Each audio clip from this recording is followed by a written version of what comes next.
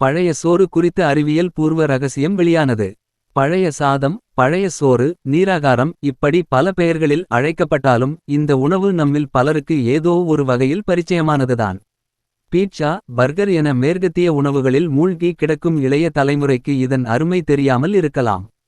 ஆனால் நம் முன்னோர்கள் அன்றாடம் விரும்பி உண்ட, உடல் நலத்தை பாதுகாத்த உணவு இது. காலையில் சமைத்த சாதம் மீந்துவிட்டால் போதும், அதில் தண்ணீர் ஊற்றி மூடி வைத்துவிடுவார்கள். அடுத்த நாள் அதுவே பழைய சாதமாக மாறுகிறது. இதை செய்வதற்கு பெரிய சமையல் நிபுணத்துவம் எதுவும் தேவையில்லை. ஆனால் இந்த எளிய உணவு தரும் நன்மைகள் ஏராளம். குறிப்பாக பழைய சோற்றில் ஊறிய நீர்தான் உண்மையான ஹீரோ.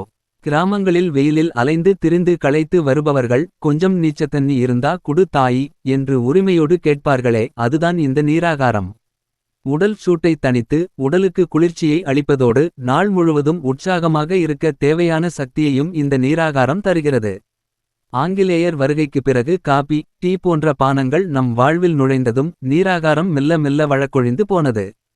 மற்ற பானங்களைப் போல நீராகாரத்தை பாட்டில்களில் அடைத்து எடுத்து செல்வதும் கடினம். சாதம் கலந்து இருப்பதால் புட்டிகள் ஏற்றதாக இருக்காது. இதுவும் நாம் நீராகாரத்தை மறந்ததற்கு ஒரு காரணம். ஆனால் நீராகாரத்திற்கு குளிர்சாதன பெட்டியும் தேவையில்லை. மண்பானையில் ஊற்றி வைத்தாலே போதும், காலை நேரத்தில் குழு குழு நீராகாரம் தயார்.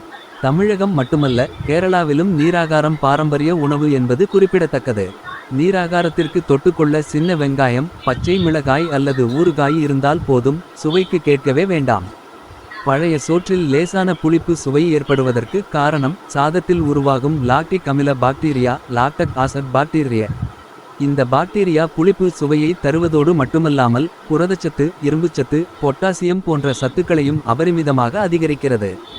உதாரணமாக சாதத்தில் 3.4 மில்லிகிராம் இரும்புச்சத்து இருந்தால் பழைய சாதமாக மாறும் போது அது 73.91 மில்லிகிராம் ஆக அதிகரிக்கிறது என்றால் பார்த்து கொள்ளுங்கள். எனவே காலை உணவுக்கு பழைய சோறு ஒரு சத்தான மற்றும் சிறந்த தேர்வு. அமெரிக்கன் நியூட்ரிஷன் அசோசியேஷன் பழைய சோற்றின் பலன்களை பட்டியலிட்டுள்ளது. நீராகாரம் நன்மை செய்யும் பாக்டீரியாக்கள் நிறைந்தது. உடல் சூட்டை குறைக்கும். நார்ச்சத்து அதிகம் உள்ளதால் மலச்சிக்கலை போக்கும். உடல் சோர்வை நீக்கும். இரத்த அழுத்தத்தை சீராக்கும். நாள் முழுவதும் புத்துணர்ச்சியாக வைக்கும். ஒவ்வாமை மற்றும் தோல் வியாதிகளுக்கு நல்லது. வயிற்று புண்களை ஆற்றும். புதிய நோய்த்தொற்றுகள் வராமல் தடுக்கும். சருமத்தை பளபளப்பாக வைத்து இளமை தோற்றத்தை தக்க வைக்கும்.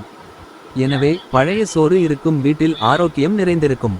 நம் பாரம்பரியம் ஆரோக்கியத்தை எவ்வளவு போற்றி பாதுகாத்தது என்பதற்கு பழைய சோறு ஒரு சிறந்த உதாரணம். பாரம்பரிய உணவுகளை மதிப்போம், ஆரோக்கியமாக வாழ்வோம்.